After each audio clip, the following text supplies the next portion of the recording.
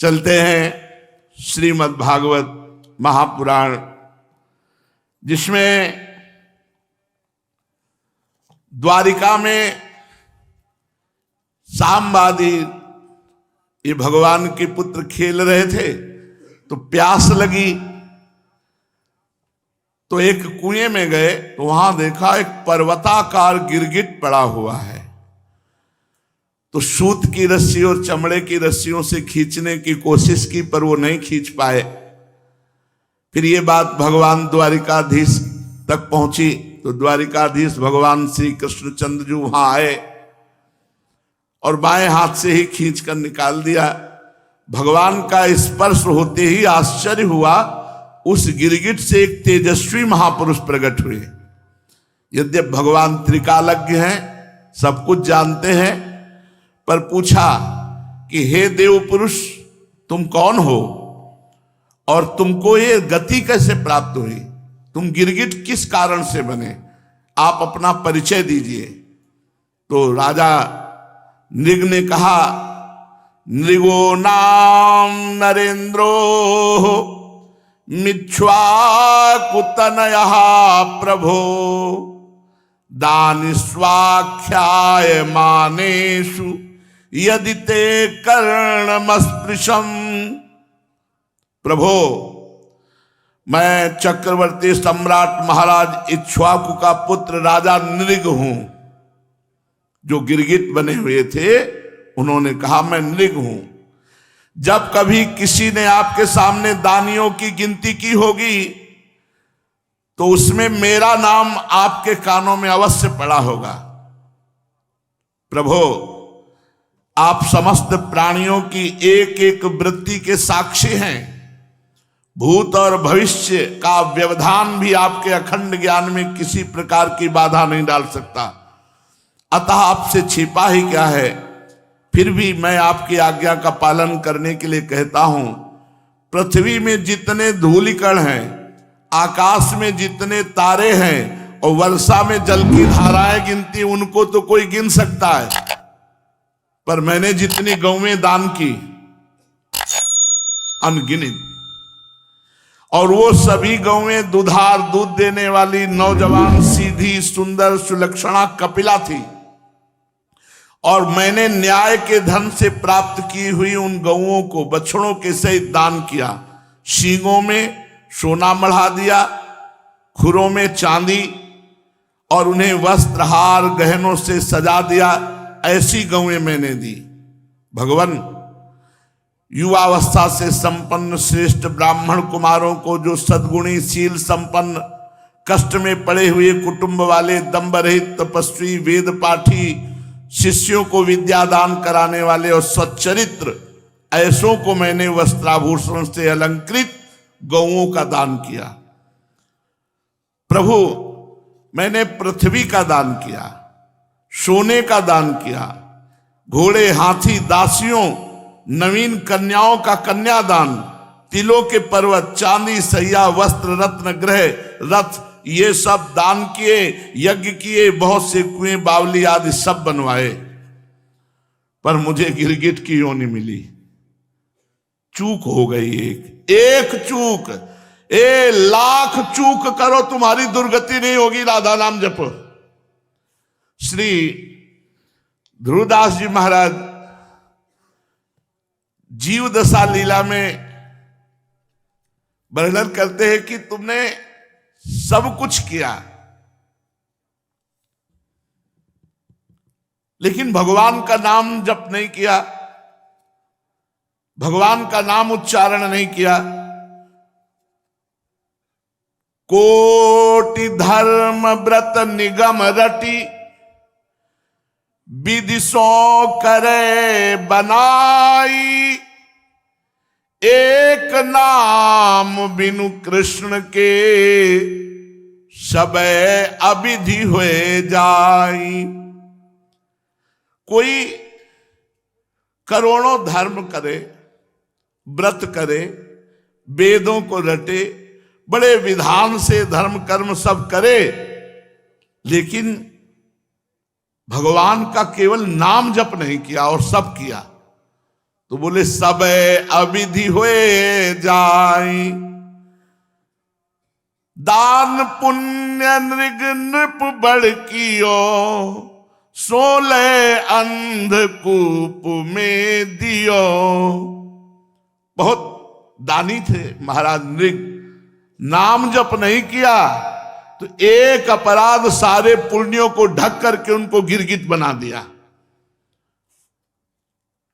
और पापी एक अजामिल भयो, अधम बीज तिन तरु निर्मयो, सुतहित नाम नारायण लियो, सो पापी बैकुंठ ही गयो।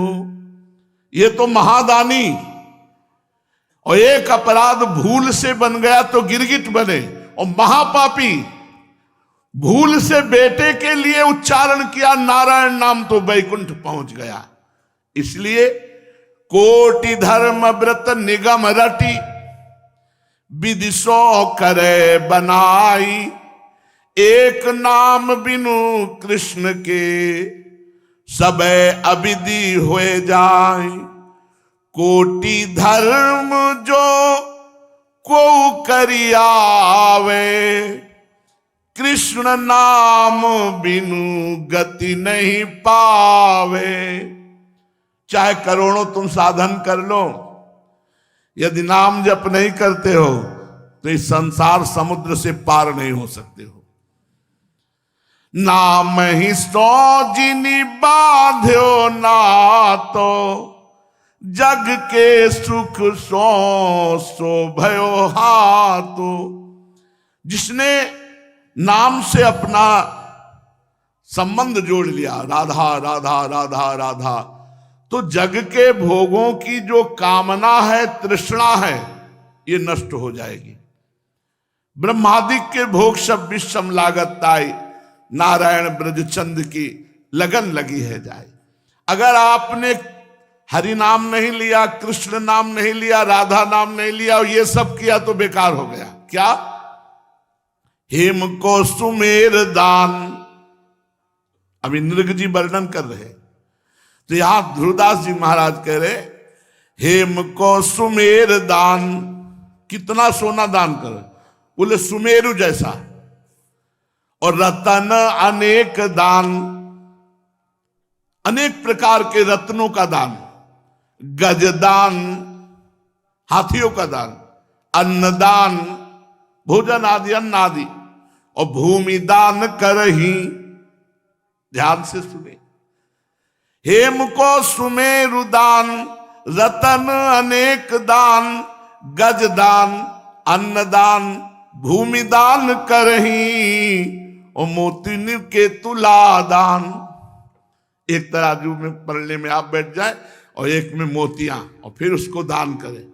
और मकर प्रयाग नहान, माघ मकर गति जब रवि होई, तीर्थ पति है आव सब कोई। तीर्थराज में मकर संक्रांति के समय स्नान करने से बड़ा पुण्य होता है। तो मोतीनु के तुला दान, मकर प्रयाग नहान, और ग्रहण में काशी दान, चित्त शुद्ध धरही। जब ग्रहण पड़े तो काशी में बड़ा महत्व है। गंगा स्नान करके गंगा में खड़े होकर के अनुष्ठान करना आदि। चित्त शुद्ध धरही, सेज दान, कन्यादान, कुरुक्षेत्र गौदान। ध्यान से सुनो, इतने में पापन को नेकहू न हरही, कृष्ण केसरी को नाम एक बार लीने ध्रुव, पापी तिहू लोकनि के छिन माही तरही। ये सब दान एक तरफ और भगवान का नाम एक तरफ। अगर बात मान लो तो सुनो महाराज नृग के मुख से। वो कह रहे हैं भगवान, जितनी भूमि में कण हैं, आकाश में तारे हैं, जल की धाराएं हैं, ऐसी असंख्य गौएं दान की। एक गलती हो गई। क्या गलती हुई? एक दिन दान ना लेने वाले तपस्वी ब्राह्मण की एक गाय भूल से उधर गौशाला के पास गई होगी, तो गौरक्षकों ने समझा कि महाराज की ही गौशाला के, तो अंदर कर लिया। और जो ब्राह्मण को दान दिए जा रहे थे, तो वो गाय जो तपस्वी ब्राह्मण दान नहीं लेता था, उसकी गाय भूल से गौशाला और गौशाला से दान में आ गई। तो जो दान लिए था ब्राह्मण, वो बड़े आनंद से जा रहा था, और वो ब्राह्मण जिसकी गाय खो गई थी, उसने कहा ये गाय तो मेरी है। तो दान लेने वाले ने कहा ये गाय तो मेरी महाराज नृग ने अभी दिया है। बोले नहीं, गाय मेरी महाराज नृग कैसे दे सकते? तो बोले चलो महाराज के पास। अब महाराज के पास गए, और जो दान लिया था उसने कहा महाराज आपने गाय अभी दान दी? बोले हाँ स्वीकृत है, मैंने आपको दी। तो जिसकी गाय खो गई थी उसने कहा आप दान कैसे दे सकते हैं, गाय मेरी है और मैं किसी से दान कभी लेता नहीं, तो आपने हमारी गाय दान कैसे कर दी? आपने हमारी गाय चुरा ली। ब्राह्मण की बात सुनकर मैं भ्रमित हो गया, मैं धर्म संकट में पड़ गया। तो जिसकी गाय थी उससे कहा 1 लाख गाय दूंगा, आप इस गाय को दान दे दिया, हमने तो दे दिया, तुम्हें 1 लाख गाय देता हूं। उन्होंने कहा मैंने कभी दान लिया ही नहीं, मैं अपनी गाय लूंगा। जिसको दान किया था उससे कहा 1 लाख गाय दूंगा, तुम छो बोले नहीं हम यही गाय लेंगे। मैंने हाथ जोड़कर दोनों से कहा मैं आपका सेवक हूं, मेरे से अपराध बन रहा है, आप कृपा कीजिए, इस अपराध से मुझे बचाइए। राजन मैं इसके बदले में कुछ नहीं लूंगा, ये कहकर तो गाय का स्वामी चला गया जो कभी दान नहीं लेता था। इसके बदले में 1 लाख क्या, तुम और 10,000 गाय दो तो भी मैं नहीं लूंगा, ये कहकर दूसरा ब्राह्मण चला गया। जब मेरी आयु समाप्त हुई तो केवल इतने के कारण मुझे यमपुरी ले जाया गया। यमपुरी में ले जाकर के धर्मराज ने पूछा तुम अपने पाप का फल भोगना चाहते हो पहले या पुण्य का? तो हमने कहा पाप का। तो मुझे तत्काल ये गिरगिट का शरीर मिला द्वारिका के कुएं में। तब से मैं बड़ा कष्ट भोग रहा था। आज आपके दर्शन से गिरगिट योनि से मुक्त हुआ हूं। प्रभु मैं ब्राह्मणों का सेवक, उदार दानी, आपका निज जन, बड़ी अभिलाषा थी कि आपके किसी प्रकार दर्शन हो जाए। ये आपकी कृपा है कि पूर्व जन्म की हमारी स्मृति नष्ट नहीं हुई।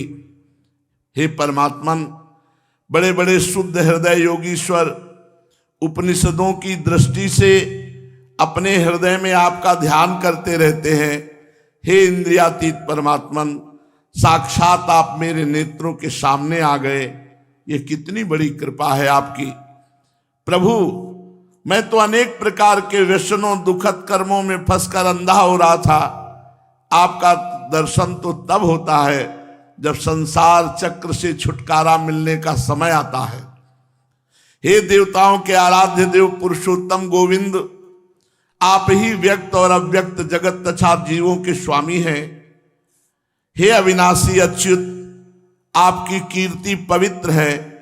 हे अंतर्यामी नारायण, आप ही समस्त वृत्तियों और इंद्रियों के स्वामी हैं। प्रभु श्री कृष्ण, मैं अब अपने देवलोक को जा रहा हूं, आप मुझे आज्ञा दीजिए। आप ऐसी कृपा कीजिए कि मैं चाहे कहीं भी क्यों न रहूं, मेरा चित्त सदा आपके चरण कमलों का चिंतन करता रहे। प्रभु आप समस्त कार्यों और कारणों के रूप में विद्यमान हैं। मैं जानता हूं आपकी शक्ति अनंत है, और मैं ये भी जानता हूं कि आप स्वयं ब्रह्म हैं। मैं आपको बार बार नमस्कार करता हूं। सच्चिदानंद स्वरूप सर्वांतर्यामी वासुदेव भगवान श्री कृष्ण, आप समस्त योगों के स्वामी हैं, स्वयं योगेश्वर हैं। मैं आपको बार बार नमस्कार करता हूं।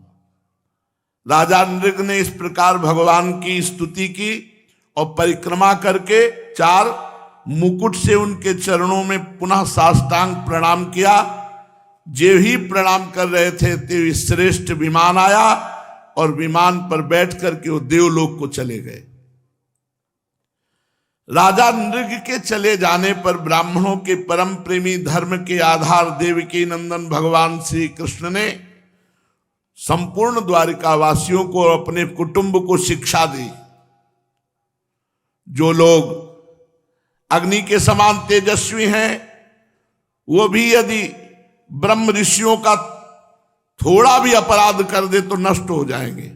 भगवान बोल रहे हैं, जो अभिमानवश झूठ मूठ अपने को लोगों का स्वामी समझते हैं, उन राजाओं की क्या सामर्थ्य है कि ब्रह्म ऋषियों का अपराध करके वो ठीक से रह सके। ना हम हालाहलम मन्ने विषम यस्य प्रतिक्रिया ब्रह्मस्वम ही विषम प्रोक्तम नास्य प्रतिविधिर भूई। भगवान कह रहे हैं मैं हलाहल विष को विष नहीं मानता, क्योंकि हलाहल विष की चिकित्सा हो सकती है, लेकिन यदि ब्रह्म ऋषि ब्राह्मण का धन अपहरण कर लिया जाए तो कुल परंपरा को नष्ट कर देगा। वो महाविष है, नष्ट कर देगा। उसको पचा लेने की सामर्थ्य पृथ्वी में किसी की भी नहीं है, ना किसी औषधि की है और ना कोई उपाय है। उससे बचने का भोगना ही पड़ेगा। इसलिए वैष्णव से ब्रह्म ऋषियों से बचना चाहिए कि हम कोई उनका अपराध न कर दे। हलाहल विष केवल खाने वाले का प्राण हर लेता है। आग भी जल के द्वारा बुझाई जा सकती है, परंतु ब्राह्मण के धन रूपी अरण से जो आग पैदा होती वो सारे कुल को समूल जलाकर भस्म कर देती है। ब्राह्मण का धन यदि उसकी पूरी पूरी सम्मति लिए बिना भोगा जाए तो भोगने वाले और उसके लड़के और उसके पौत्र 3 पीढ़ियों का नाश करता है, और यदि बलपूर्वक हठपूर्वक उनसे छीन कर भोगा जाए तो 10 पीढ़ियों का नाश करता है। 10 पीढ़ियों का। पूर्व पुरुषों की 10 पीढ़ियां और आगे की 10 पीढ़ियां, 20 पीढ़ियां हो गई। जो ऊपर पितरलोक में उनको नरक जाना पड़ेगा, और जो आगे 10 पीढ़ियां होंगी उनको नरक जाना पड़ेगा, यदि जबरदस्ती बलपूर्वक ब्राह्मण की संपत्ति छीन कर उपभोग किया जाए। भगवान बोल रहे हैं द्वारिकाधीश, जो मूर्ख राजा अपनी राज्य लक्ष्मी के घमंड से अंधे होकर ब्राह्मणों का धन हड़पना चाहते हैं, वो सीधे नरक का रास्ता पुष्ट करते हैं। वे नहीं देखते कि ब्रह्म ऋषियों के वैष्णवों के अपराध से उनको कितने बड़े गड्ढे में गिरना पड़ेगा।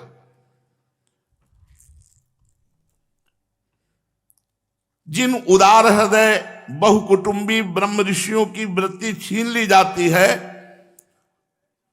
तो जब दुखी होकर कोई ब्राह्मण रोता है तो उसके आंसुओं से जितने धूलिकण भींजते हैं उतने वर्षों तक ब्राह्मण के स्वत्व को छीनने वाला उच्छृंखल कुंभी पाक नरक में पकाया जाता है। बचना चाहिए। दुखिया को न सताइए, दुखिया देगा रोए, और जब दुखिया के मुखिया सुने तब तेरी गति का होए। किसी गरीब ब्राह्मण ब्रह्म ऋषि वैष्णव की आप बलपूर्वक संपत्ति छीन लिए और वो बेचारा एकांत में बैठ के रो रहा है, तो उसके आंसुओं से जितने धूलिकण भींगेंगे उतने वर्षों तक कुंभी पाक नरक में पकाया जाएगा। वो जो मनुष्य अपनी या दूसरी की दी हुई ब्राह्मणों की वृत्ति, जैसे आपने ही जमीन दे दिया ब्राह्मण को, 2 बीघा दिया हमने, और फिर छीन लिया, अपनी ही दी हुई या दूसरे के द्वारा दी हुई जीविका का साधन छीन लेते तो 60,000 वर्ष तक विष्ठा के कीड़ा बनते हैं। भगवान बोल रहे 60 वर्ष सहस्त्राणी विष्ठायाम जायते क्रमि। ब्राह्मण की संपत्ति में कभी हाथ नहीं लगाना चाहिए, क्योंकि वो संपत्ति ऐसी तुम्हारी कुल परंपरा का नाश कर देगी। भगवान कह रहे हैं। इसलिए मैं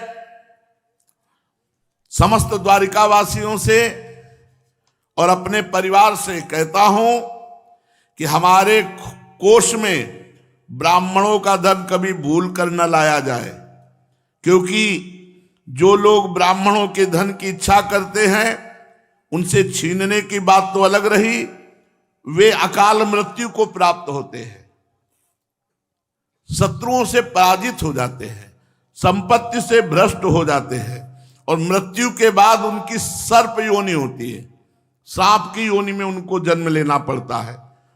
इसलिए मेरे परिवार के जनों, द्वारिकावासियों, यदि ब्राह्मण अपराध करे तो भी उससे द्वेष मत करो। वो यदि श्राप दे दे, गालियां दे दे, तो तुम भी नमस्कार करो, उनकी तरफ क्रोध दृष्टि से मत देखो। देखो, मैं भी तीनों समय ब्राह्मणों को नमस्कार करता हूं। स्वयं भगवान कह रहे, तीनों समय प्रातः मध्याह्न सायं ब्राह्मणों को नमस्कार करता हूं। परीक्षित, ब्राह्मण के धन का अपहरण हो जाए तो वो अपहृत धन उस अपहरण करने वाले को, अनजान में उसके द्वारा यह अपराध हुआ हो तो अधापतन डाल ही देता। जैसे महाराजा नृग इतने बड़े दानी, लेकिन ब्राह्मण का अपराध बन गया। ना दान लेने वाली गौ, जो ब्राह्मण दान नहीं लेता, उसकी गौ उन्होंने दान में दे दी। बस इतने अपराध अवश्य, राजा का क्या अपराध इसमें, लेकिन राजा को दंड मिला, गिरगिट बनना पड़ा। समस्त लोगों को पावन करने वाले भगवान द्वारिकाधीश समस्त द्वारिकावासियों को ऐसा उपदेश देकर अपने महल को चले गए। इसलिए बहुत ध्यान रखना चाहिए, किसी गरीब को, दुखी को सताना मत। नहीं, उसके आंसुओं में इतना दम है कि ब्रह्मास्त्र में भी दम नहीं है। ध्यान रखना, ब्रह्मास्त्र तो एक ही जन्म मारेगा, और उस गरीब की हाय तुम्हें जन्म जन्म ऐसी जगह जन्म लेना होगा जहां महान क्लेश भोगोगे।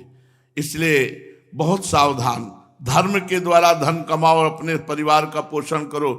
निर्दोष को, गरीब है, कोई पावर नहीं है, आप निर्दोष को दंड दे रहे हैं और दोषी को मुक्त कर रहे हैं, पुरखा पानी पा जाएंगे।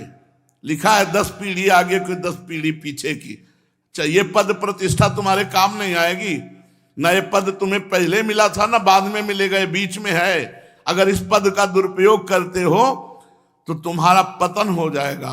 भगवान ने बताया, इतने बड़े महादानी नृग के द्वारा एक भूल से अपराध बनने पर उन्हें गिरगिट की योनि प्राप्त हुई।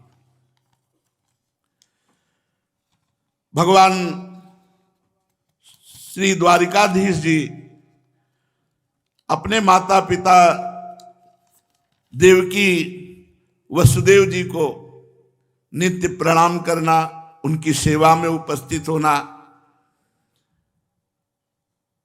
एक दिन भगवान श्री कृष्ण ने बलराम जी से कहा कि तुम एक बार हमारे प्राणप्रिय ब्रज में तो हो आओ। हमारे नंद बाबा कैसे हैं, ब्रजवासी कैसे हैं, तो एक बार हमें सूचना मिले, आप जाओ। भगवान बलराम जी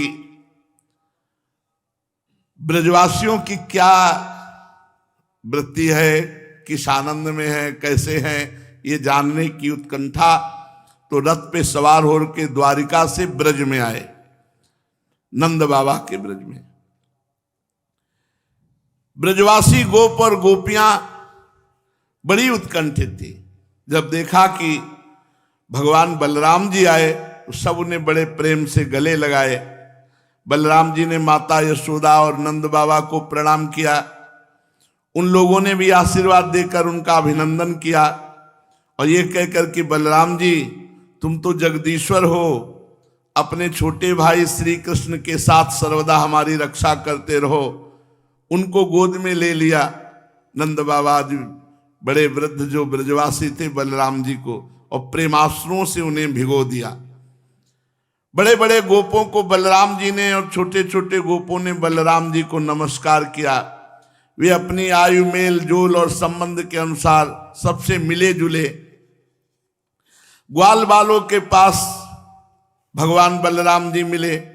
किसी ने बलराम जी को गले से लगाया, किसी ने हाथ मिलाया, किसी से मीठी मीठी बातें की, किसी को खूब हंस हंस कर गले लगाया। जब बलराम जी की थकावट दूर हो गई, वे आराम से बैठ गए, तब ग्वाल बाल उनके पास आए। इन ग्वालों ने कमल नयन भगवान श्री कृष्ण के लिए समस्त भोग, स्वर्ग और मोक्ष तक का त्याग कर दिया था। बलराम जी ने जब उनके और उनके घर वालों के संबंध में कुशल प्रश्न किया, तब उन्होंने प्रेम गदगद वाणी से उनसे प्रश्न किया कि बलराम जी, वसुदेव जी आदि हमारे सब भाई बंधु सकुशल है ना? आप लोग सकुशल है ना? हमें लगता है कि आपके बालक भी हो गए होंगे। क्या आप लोगों को हमारी याद आती है, हम ब्रजवासियों की? और सुना कंस मारा गया तो आपने पूरे यदुवंशियों की रक्षा कर ली। आप लोग और बहुत से शत्रुओं को जीत लिए हैं और महान दुर्ग द्वारिकापुरी में अब निवास करते हैं। परीक्षित भगवान बलराम जी के दर्शन से, उनकी प्रेम भरी चितवन से गोपियां आनंदित हुई। उन्होंने हंसकर पूछा, क्यों बलराम जी, नगर नारियों के प्राण वल्लभ श्री कृष्ण अब सकुशल है ना? क्या कभी उन्हें अपने भाई बंधु माता पिता की याद आती है? क्या वे कभी ब्रज में आएंगे? माता के दर्शन के लिए एक बार भी यहां आ सकेंगे? क्या महाबाहु श्री कृष्ण हम लोगों की सेवा का भी कुछ स्मरण करते हैं? आप जानते हैं कि स्वजन संबंधियों को छोड़ना बहुत कठिन है, फिर भी हमने श्री कृष्ण के लिए माँ बाप, भाई बंधु, पति पुत्र, बहन बेटियां सारे संबंध छोड़ दिए, परंतु वे बात की बात में हमारे सौहार्द और प्रेम के बंधन को काटकर, हमसे नाता तोड़कर द्वारिका चले गए। हम लोगों को बिल्कुल ही छोड़ दिया। देखो, हम चाहती तो उन्हें रोक लेती, परंतु जब वे कहते कि हम तुम्हारे ऋणी हैं, तुम्हारे प्रेम के उपकार का बदला कभी नहीं चुका सकते, ऐसी मीठी मीठी बातें करते, तो लगता है तो ऐसा कैसे हो सकता है कि हमें छोड़कर चले जाए। एक गोपी ने कहा, बलराम जी, हम तो गांव की गंवार ग्वालिने हैं, उनकी मीठी मीठी बातों में आ गई, परंतु नगर की स्त्रियां तो बड़ी चतुर हैं, भला वे चंचल बड़े कथम नु गृहणंत्यन वस्थितात्मनो वचः कृतज्ञस्य बुधाहा पुरस्त्रियाः। ये प्रेम की भाषा है। गोपी ने कहा, वो चंचल, वो कृतज्ञ श्री कृष्ण की बातों में नहीं फंसने वाली। हम लोग तो ब्रजवासिनी ठहरी, उनके प्रेम में जब वो कहते मैं तुम्हारा ऋणी हूं, मैं तुम्हारे प्रेम का उपकार का बदला नहीं चुका सकता, तो मुझे लगता है कैसे छोड़कर जा सकते हैं। दूसरी गोपी ने कहा, नहीं सखी, श्री कृष्ण बातें बनाने में तो अद्वितीय हैं, ऐसी रंग बिरंगी मीठी मीठी बातें कहते हैं, और ऐसी मुस्कुराहट, ऐसी चितवन, चाहे नगर नारियां हो चाहे कोई भी हो, वो प्रेमावेश से व्याकुल हो जाती हैं और उनकी बातें सुनकर अपने आप को न्यौछावर कर देती हैं। तीसरी गोपी ने कहा, अरे गोपी, हम लोगों को उनकी बात से ही क्या मतलब है? यदि समय ही काटना है तो कोई दूसरी बात करो, कृष्ण की नहीं। उस निष्ठुर का समय हमारे बिना बीत जाता है तो हमारा भी उसी की तरह, भले ही दुख से क्यों ना हो, समय बीत जाएगा। बात करते करते गोपी के सामने भावदेश में श्री कृष्ण, वही हंसी, वही प्रेम भरी मुस्कुराहट, वही चारु चितवन, वही अनूठी चाल, वही प्रेमालिंगन मूर्तिमान होकर नाचने लगा और बातों की बात में ही मधुर स्मृति में तन्मय होकर के चिल्ला चिल्ला कर गोपी रोने लगी। हा कृष्ण, अभी कह रही थी कि हमें उनसे क्या मतलब, उनका समय हमारे बिना कट जाता है तो हमारा भी समय कट जाएगा। अचानक तन्मयता हुई, बस रोना प्रारंभ कर दिया।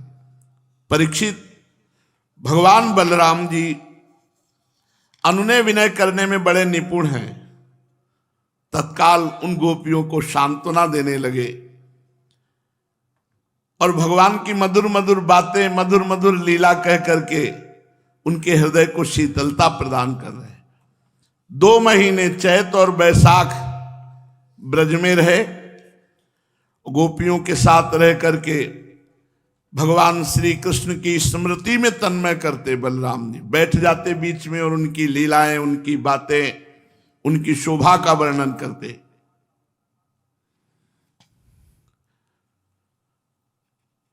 गोपियां बलराम जी के चारों ओर उनके चरित्र का गान करती। बलराम जी प्रेम उन्मत्त होकर ब्रज की कुंज निकुंजों में विहरण करते, गले में पुष्पों का हार, वैजंती माला, आनंद से उन्मत्त, और एक कान में कुंडल झलक रहा है, मुखारविंद पर मुस्कुराहट की शोभा निराली, और वन विहरण करने से छोटी छोटी पसीने की बूंदें। सर्वशक्तिमान बलराम जी ने जल क्रीड़ा करने के लिए यमुना जी को पुकारा, परंतु यमुना जी ने ध्यान नहीं दिया।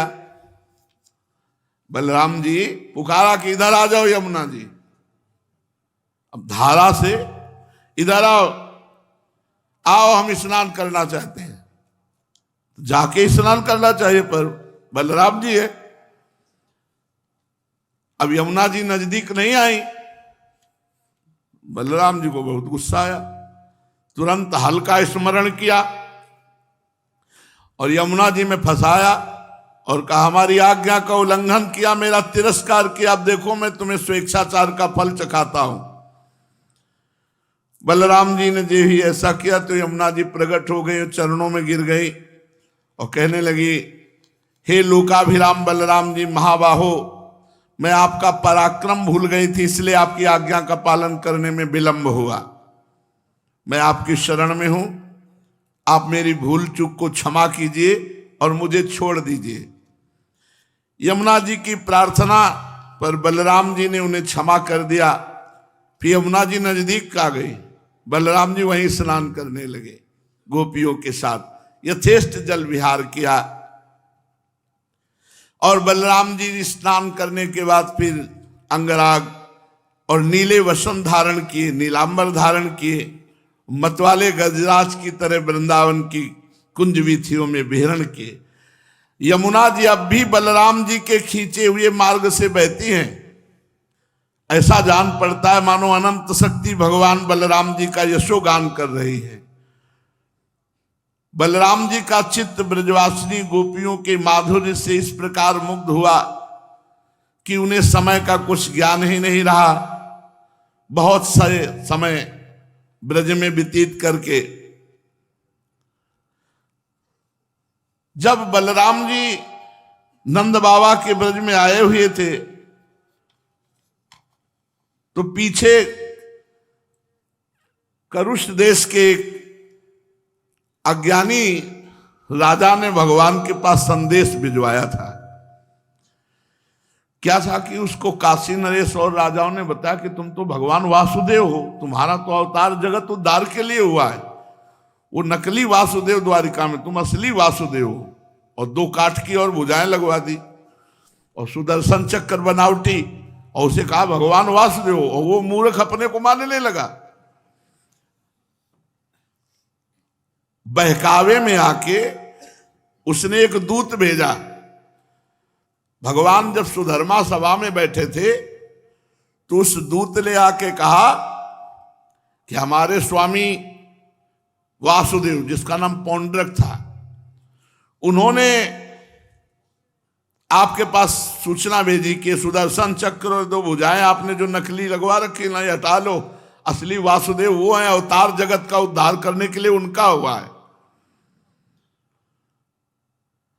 जैसे बच्चे खेल खेल में किसी को राजा बना दे और राजा मान बैठे, ऐसे वो अपने को वासुदेव मान बैठा।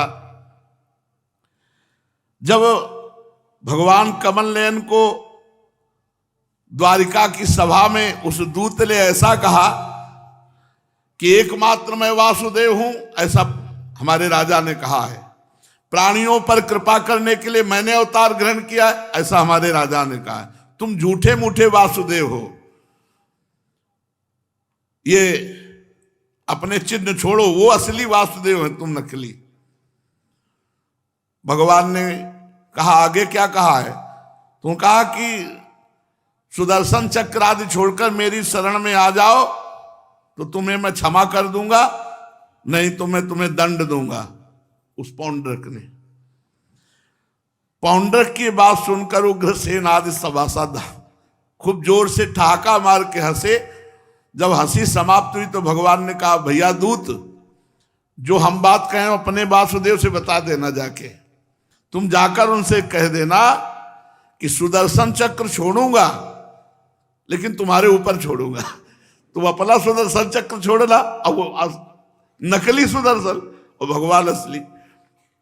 जब मैं तुम्हारे ऊपर सुदर्शन छोड़ूंगा, तुम्हारे साथियों के ऊपर भी छोड़ूंगा, तभी तुम बहकी हुई बातें कर रहे हो। तब मूर्ख, तू औंधे मुंह गिरकर चील, गीद, बटेर, मांसभोजी पक्षियों से घिर जाएगा। तेरा मांस चीत चीत कर ये मांसभोजी पशु पक्षी खाएंगे।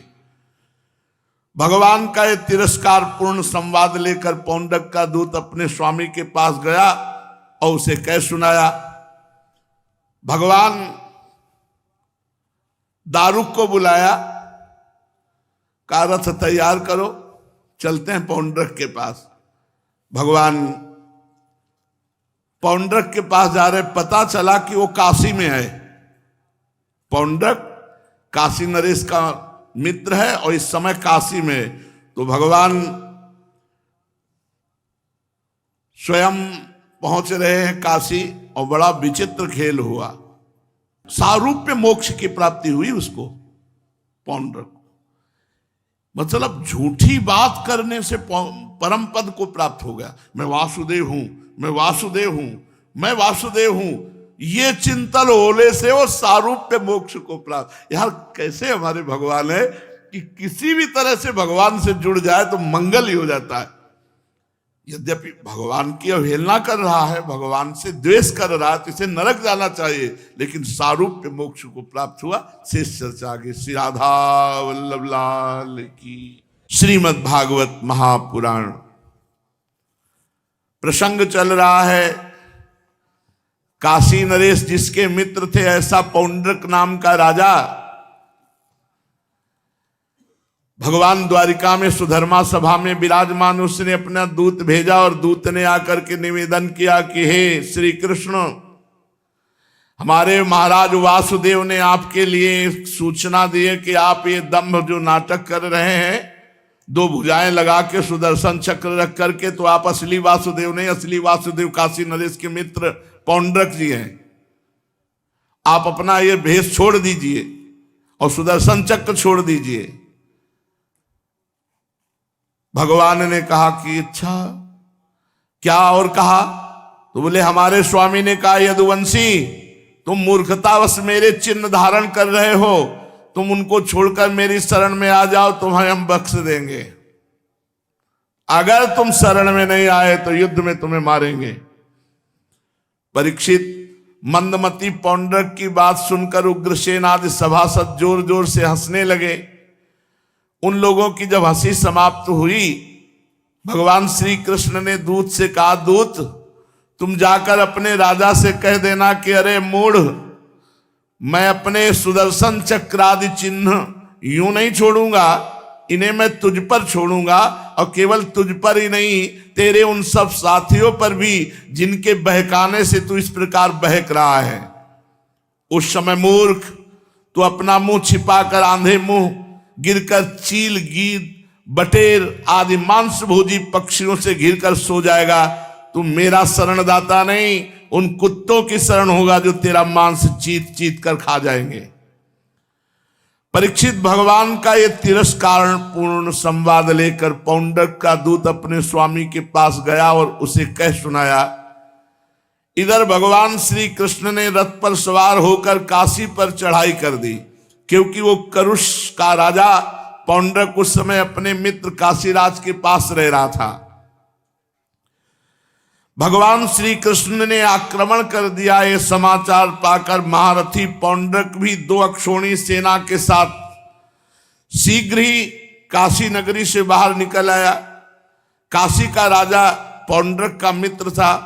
3 अक्षौणी सेना लेकर वो उसके साथ पीछे आ गया। अब भगवान श्री कृष्ण ने पौंड्रक को देखा, बहुत जोर से हंसे, बिल्कुल ठीक वासुदेव, स्याही वगैरह लगा के और 2 भुजा पीछे जोड़ के सुदर्शन चक्र और गरुण का चिन्ह रथ पे, पूरा सेम टू सेम। शंख चक्र तलवार गदा सारंग धनुष श्रीवत्स चिन्ह सब धारण किए थे। तभी तो सारूप्य मोक्ष को प्राप्त हुआ। उसके वक्षा स्थल पर बनावटी कौस्तुभ मणि वैसे ही बनमाला लटक रही थी, जैसे कोई स्वांग पर वासुदेव का रूप रखे अभिनय करता। ध्वजा के ऊपर गरुण का चिन्ह और रेशमी पीतांबर पहने, सिर पर अमूल्य मुकुट, कानों में कुंडल। उसका सारा का सारा वेश बनावटी था, मानो कोई अभिनेता रंगमंच पर वासुदेव का अभिनय कर रहा हो। उसकी वेशभूषा देखकर भगवान युद्ध करना तो भूल गए और ताली बजाकर खिलखिलाकर हंस पड़े। वाह वासुदेव, कैसा बिल्कुल सेम टू सेम।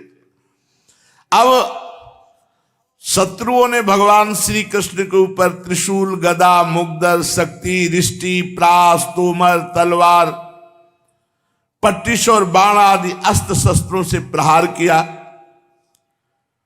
जैसे प्रलयांग सबको जलाकर भस्म कर देती है, वैसे ही भगवान ने अपने दिव्यास्त्र से शत्रुओं के सब अस्त्र शस्त्रों को जला दिया।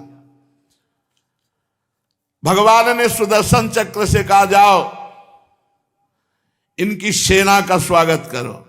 बस सुदर्शन चक्र जी ने खंड खंड करने लगे। वो तो रथ, घोड़े, हाथी, मनुष्य, सैनिक सब काट काट के फेंकने लगे। कुछ ही क्षण में हाथी, मनुष्य, ऊंट और सैनिकों से पृथ्वी पट गई। समस्त वीरों का उत्साह नष्ट हो गया सुदर्शन जी के प्रहार से। भगवान श्री कृष्ण सामने गए, पौंड्रक से कहा, हां पौंड्रक, तुझे याद है तूने अपने दूत से क्या कहा था कि मेरे चिन्ह छोड़ दे। ले अब मैं छोड़ रहा हूं तेरे ऊपर सुदर्शन चक्र। सवाल। और तूने कहा था कि झूठ मूठ मेरा नाम वासुदेव रख लिया है। अतः मूर्ख, मैं तुझसे बताता हूं कि वासुदेव किसे कहते हैं। वासुदेव केवल नाम ही नहीं है। वासना वासुदेवस्य वासितम भुवनत्रयम सर्वभूत निवासोस्मि वासुदेव नमोस्तुते। केवल वासुदेव नाम नहीं है, वासुदेव की स्थिति भी है। वासना वासुदेव, वासुदेव के संकल्प से अनंत ब्रह्मांडों का सृजन हुआ और स्वयं वासुदेव ही बने। वासना वासुदेवस्य वासितम भुवनत्रयम सर्वभूत निवासोस्मि वासुदेव नमोस्तुते। अच्छा, फिर तू कह रहा था कि तेरी शरण में आ जाऊं, तो बता, तू मुझे शरण में रख सकता है? भगवान उसका तिरस्कार किए वाणी के द्वारा और सारंग धनुष चढ़ाया। उसके पहले सारथी को मारा, रथ तोड़ फोड़ डाला, घोड़ों को नष्ट कर दिया और सुदर्शन जी से कहा कि इस पौंड्रक से मिलो, वासुदेव से, स्वांग रचने वाले वासुदेव से मिलो। अब उसका विचार एक बनावटी सुदर्शन, वो ऐसे क्या घुनने से गिर गया। भगवान का सुदर्शन चक्र गया और पौंड्रक राजा का सर उड़ा दिया। जैसे देवराज इंद्र वज्र से पहाड़ की चोटी उड़ा देते हैं। और सुदर्शन ने जे ही गर्दन उड़ाई, तो भगवान ने सारंग धनुष से बाण मारा कि सीधे काशी नरेश के पास जाकर के वो सर गिरा, जैसे कोई वायु कमल पुष्प गिरा दे। जब काशी नरेश ने देखा कि मेरा मित्र पौंड्रक मारा गया,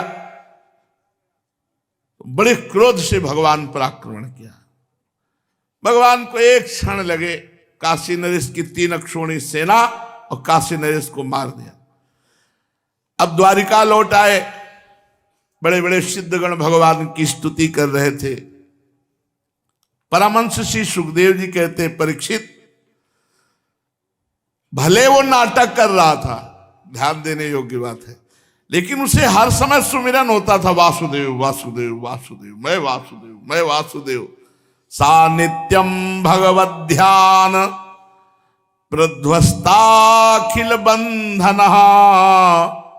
बिभ्राणश्च हरे राजन स्वरूपम तन्मयो भवत। भगवत प्राप्त हो गया, काम बन गया। पौंड्रक भगवान के रूपकार वासुदेव नाम का चिंतन करता रहता था, इससे सारे कर्म बंधन कट गए और बनावटी वेश धारण करने के कारण भगवान के सारूप्य मोक्ष को प्राप्त हुआ।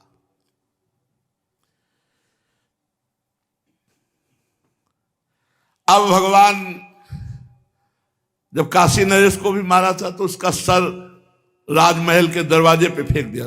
वहां देखा, अरे किसका सर है, किसका सर है।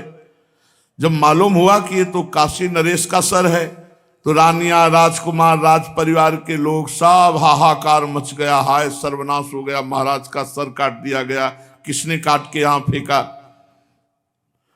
काशी नरेश का पुत्र था राजकुमार सुदक्षिण।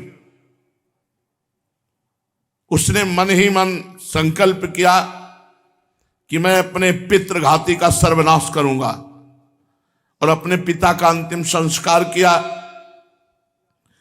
फिर उसने बड़े बड़े विद्वानों को काशी के बुलाया और कहा, एक हम मारण का अनुष्ठान करना चाहते हैं भगवान शंकर के मंत्र से। जो हमारे पिता का मारने वाला है उसका मैं सर्वनाश करना चाहता हूं। अब काशी नगरी के विद्वान अनुष्ठानी ब्राह्मण उन्होंने स्वीकार कर लिया, लेकिन ये नहीं पूछा, पूछना चाहिए ना कि किसके मारने के लिए। ये पूछा नहीं कि तुम्हारा शत्रु कौन है मारने वाला, हम अनुष्ठान किसके लिए कर रहे हैं ये तो पता चलना चाहिए, तब पूरा अनुष्ठान लेना चाहिए। अब उसने इतनी आराधना की मंत्रों की कि भगवान शंकर प्रकट हो गए। सुदक्षिण ने भगवान विश्वेश्वर विश्वनाथ जी की आराधना की, भगवान शंकर प्रसन्न हो गए। दक्षिण से कहा कि भाई क्या वरदान तुम्हें चाहिए। उन्होंने कहा कि मैं अपने पितृघाती का सर्वनाश चाहता हूं।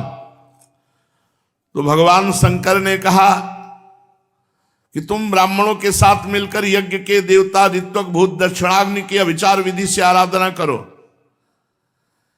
इससे ऐसी कृत्या प्रकट होगी कि जो तुम्हारे पिता का पितृघाती है, यदि वो ब्राह्मण भक्त नहीं है, भगवान शंकर ने कहा यदि वो ब्राह्मण भक्त नहीं है तो सर्वनाश कर देगी मेरे द्वारा।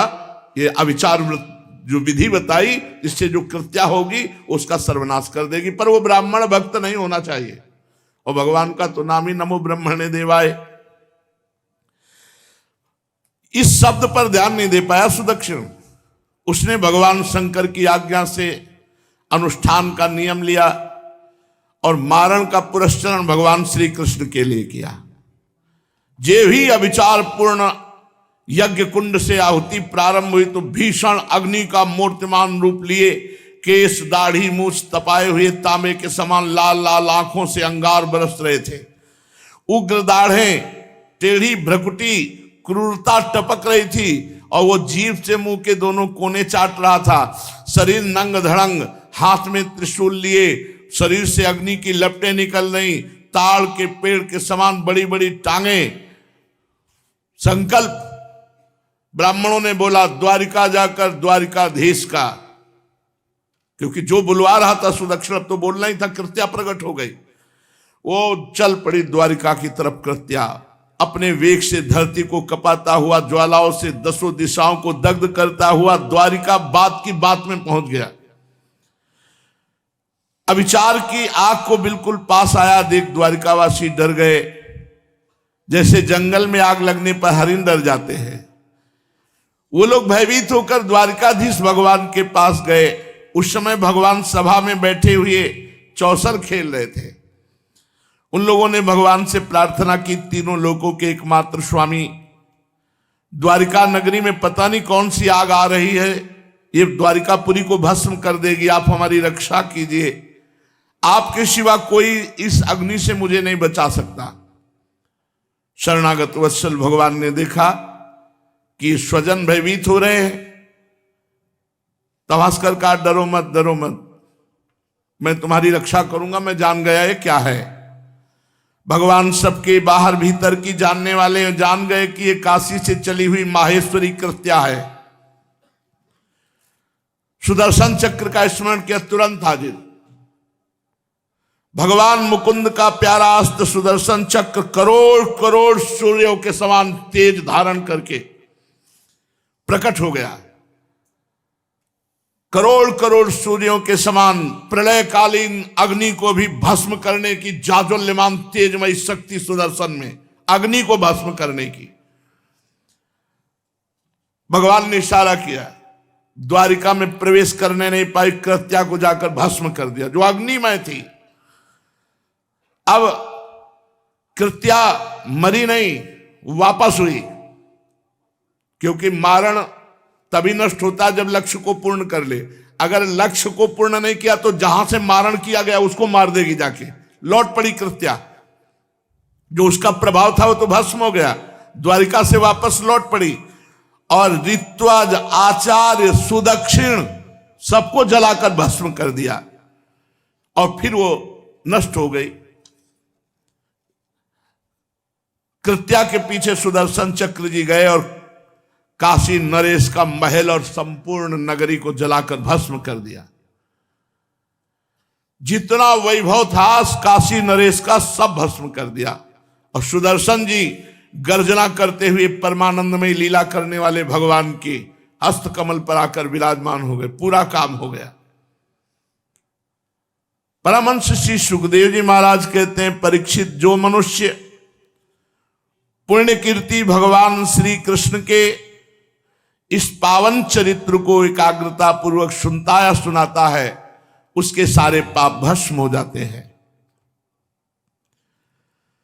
राजा परीक्षित ने पूछा, भगवान बलराम जी सर्वशक्तिमान एवं सृष्टि प्रलय की सीमा से परे अनंत है। उनका स्वरूप, गुण, लीला आदि मन, बुद्धि और वाणी का विषय नहीं। उनकी एक एक लीला लोक मर्यादा से विलक्षण अलौकिक है। उन्होंने जो अद्भुत कर्म किए उन्हें मैं सुनना चाहता हूं।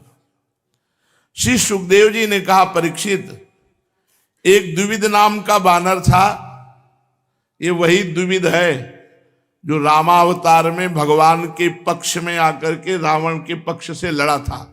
द्विविद मयंद नील नल अंगद गद विकतास दधिमुख केहर निसठ सठ जामवंत बलराशि। ये सब कपि सुग्रीव समाना, महान बलशाली द्विविद। तो जब भगवान विजयी हुए तो भगवान की भुजाओं की तरफ देख रहा था द्विविद। अत्यंत सुकोमल भुजा, श्याम वर्ण की। सोच रहा था अगर भगवान के पक्ष में ना होता तो दो दो हाथ इनसे करता तो पता तो चलता इनकी भुजाओं में ताकत कितनी है। तो लक्ष्मण जी पास खड़े थे, उन्होंने देखा और मन की बात जान के कहा कि भैया से नहीं, हम तेरी आशा पूरी कर दें अभी, पर हम अगर कुछ भी करते हैं तो आदेश नहीं होगा, लेकिन तू भी बहुत लंबी आयु वाला है, अब मैं दूसरा अवतार धारण करूंगा, तब मैं तुम्हारा हिसाब बनाऊंगा। तुम हमारे प्रभु से लड़ना चाहते हो? तो द्विविद नाम का ये बानर वही रामादल से, ये बड़ा उपद्रवी था, भौमासुर का सखा था, सुग्रीव का मंत्री था और मैंद नामक बानर का शक्तिशाली भाई था द्विविद। जब उसने सुना कि श्री कृष्ण ने उसके मित्र भौमासुर को मार डाला तो उसने विचार किया कि अपने मित्र के ऋण से उऋण होना चाहिए। अब वो भगवान की जितनी भी प्रिय नगरी थी, कहीं तो खड़ा हो जाता, समुद्र से जल ऐसे हाथ से उलीचता कि वो नगरी डूब जाती, कहीं आग लगा देता, कहीं उपद्रव, बड़ा उपद्रव मचाने लगा। कभी कभी एक पहाड़ को उखाड़ता और नगर में डाल देता, पूरा नगर चकनाचूर कर देता। भगवान श्री कृष्ण काठियावाड़ देश, आनर्त देश जहां निवास करते थे, आसपास उसने आतंक मचा दिया। हजारों नहीं 10,000 हाथियों का बल लगता था। द्विविध बानर वो समुद्र में खड़ा होकर इतना उलीचता कि समीपवर्ती जितने नगर थे सब डूब जाते, बह जाते। जब कोई ऋषि मुनि यज्ञ करता तो सब यज्ञ विध्वंस कर देता है, और बड़े बड़े ऋषि मुनियों को उठा करके ले जाता और गुफा में बंद कर देता, जैसे कीड़ा भृंगी नाम का दूसरे कीड़े को अपने बिल में बंद कर देता है। मदोन्मत्त वानर द्विविध का आतंक फैल गया। जैवतक पर्वत पर बलराम जी सुंदर मधुर गान विद्या संगीत बज रहे हैं, बलराम जी आराम से विराजमान हैं। वक्षास्थल पर कमलों की माला है, अत्यंत सुंदर दर्शनीय। आसपास ब्रज युवतियां बैठी भगवत चर्चा कर रही। इस प्रकार बलराम जी को देख करके द्विविध को बहुत गुस्सा आए और उसने वृक्ष की शाखा पर चढ़कर उपद्रव करना शुरू कर दिया। बलराम जी ने देखा ये बानर बड़ी ढिठाई कर रहा है। अब वो तो बलराम जी के सामने ही ब्रज युवतियों की अवहेलना करने लगा। बलराम जी ने देखा, सोचा कि शायद समझ जाए, एक छोटा सा पत्थर का टुकड़ा लिया और ऐसे मारा, चला जाएगा। पर वो कोई साधारण बानर तो है नहीं। उसने अपने को पत्थर के टुकड़े से बचा लिया और बलराम जी के जो वहां पात्रों में पेय पदार्थ मधु आदि रखे थे उनको सबको गिरा दिया, मार उपद्रव मचा दिया। और हंस हंस कर बलराम जी को क्रोध दिलाने लगा। द्विविध बानर ने बलराम जी को नीचा दिखाने के लिए बहुत प्रकार से उपाय किए, ढिठाई की। बलराम जी ने कहा अच्छा, अब वो इस डाल से उस डाल, बलवान बंदर मतलब हाहाकार मचाए। बलराम जी ने कहा भी तुम मूसल का चिंतन किया, मूसल आ जहां था वहीं से फंसा लिया। कितना उछलोगे तुम? ओ हल, और मूसल का प्रहार किया। सिद्ध अस्त्र है बलराम जी का हल मूसल। हस्तिनापुर को पूरी उखाड़ के गंगा जी में डुबो रहे थे तो ऐसे टेढ़ी बलराम जी है। द्विविध बड़ा बलवान था, उसने हल से बचा करके एक पेड़ उखाड़ा, बलराम जी के माथे पर दे मारा। उसको पता नहीं कि बलराम जी कौन है, शेषावतार, पूरे ब्रह्मांड को माथे पे रखे तो दर्द तो हुआ नहीं, फिर एक दो पेड़ मार दोगे तो क्या दर्द होगा। बलराम जी अविचल खड़े रहे जैसे फूलों की कोई माला मारी हो। सुनंद नाम है बलराम जी के मूसल का। जब द्विविध ज्यादा उपद्रव करने लगा तो फंसाया हल में, मारा एक मूसल। जो मूसल मारा फिर नाक मुंह से सब खून निकलने लगा, जैसे गेरू का स्रोत ऐसे खून। द्विविध ने अपने सिर फटने की कोई परवाह नहीं की, कुपित होकर दूसरा वृक्ष उखाड़ा और झाड़ झूड़ करके बिना पत्ते का करके बलराम जी को प्रहार किया। बलराम जी ने उस वृक्ष के सैकड़ों टुकड़े कर दिए। द्विविध ने दूसरा, बलराम जी ने उसे भी छिन्न भिन्न कर दिया। जब देखा ये बानर मान ही नहीं रहा है तो हमें लगता है पूरी पृथ्वी को वृक्षहीन कर देगा। बलराम जी ने अपने मूसल से उसके फेंके हुए चट्टान वृक्ष आदि को चूर चूर कर दिया और दौड़े और द्विविध को अपनी बाह में फंसाया और फिर घूंसों से। मूसल से भी ज्यादा प्रहार बलराम जी के घूंसों का है। मार घूसे तो खून उगलता हुआ मूर्छित होकर गिर पड़ा और गिरते ही प्राण पखेरु उड़ गए। सिद्ध लोग नमो नमः साधु साधु के नारे लगाने लगे। बलराम जी की कृपा से द्विविध को भी भगवत प्राप्ति हुई, क्योंकि भगवान राम जी की सेवा में रहा और भगवान श्याम जी के भ्राता बलराम जी के हाथ मारे गए, ये भी भगवान ही है, उसको परम पद की प्राप्ति हुई। भगवान बलराम जी जो सोच ले तो फिर श्री कृष्ण चंद्रजू को मानना ही पड़ता था। इसलिए वो ऐसे विधान बनाते थे कि बलराम जी महाराज को मानना ही पड़े। आगे प्रसंग आएगा। सुभद्रा जी भगवान श्री कृष्ण और बलराम की बहन है। अर्जुन जी आए हुए थे, तो जब अर्जुन जी प्रसाद पाने तो बुआ के लड़के ही, सुभद्रा जी ने देखा और अर्जुन जी ने सुभद्रा जी को देखा,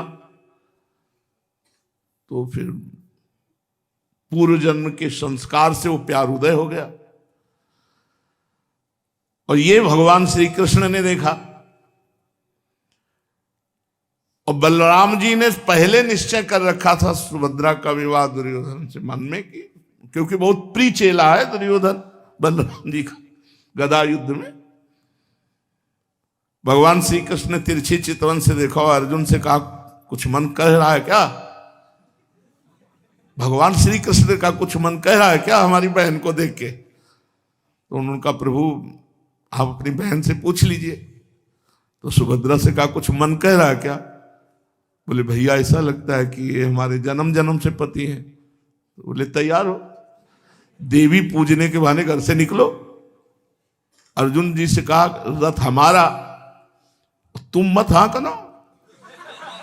सुभद्रा से कहा, तुम डोरी लेके आओ। अर्जुन का तुम बैठ जाओ, बैठो, भाग जाओ, ले जाओ हस्तिनापुर। बोले, देख लो। बोले, हम कह रहे ले जाओ, ऐसे भाई मिलेंगे कृपालु। अब ऐसा ही हुआ, सुभद्रा जी रथ हाँक रही, अर्जुन जी बैठे, और सैनिक जो गए थे देवी पूजन में रक्षा के लिए सुभद्रा जी को भाग के आए। बलराम जी से कहा, अर्जुन ने सुभद्रा का अपहरण कर लिया। इतनी बड़ी हिम्मत हमारी बहन की तरफ, ऐसा देख बलराम जी ने तुरंत मूसल धारण किया और सैनिकों को तैयार करो, क्योंकि अर्जुन गांडीव धनुषधारी कोई साधारण योद्धा नहीं। भगवान श्री कृष्ण का क्या हुआ भैया? बोले, अर्जुन ने सुभद्रा का अपहरण कर लिया। तो जो सैनिक था उससे कहा, तुमने देखा? बोले, हाँ देखा। तो सुभद्रा पीछे बैठी हुई थी? नहीं, आगे रथ हाँक रही थी। अर्जुन कहाँ थे? रथ में बैठ। बोले, भैया हम पक्का कहते सुभद्रा ने अर्जुन का अपहरण कर लिया। बलराम जी ने सैनिक से कहा, सही ऐसा है? बोले, महाराज बात तो यही है। बलराम जी ने हलमूसल रख दिया। बोले, जब बहन जी भगा कर ले गई बहनोई को तो हम क्या कह सकते हैं? ये ऐसे बलराम जी के आगे चलती रही थी, पर श्री कृष्ण के आगे बलराम जी के लिए चलती थी, क्योंकि वो ऐसे चक्रव्यूह की रचना करते थे कि बलराम जी का क्रोध शांत। परम पावन भगवान श्री कृष्ण बलराम की अद्भुत लीला आगे वर्णन करेंगे। श्री राधा वल्लभ लाल। चलते हैं श्रीमद् भागवत महापुराण।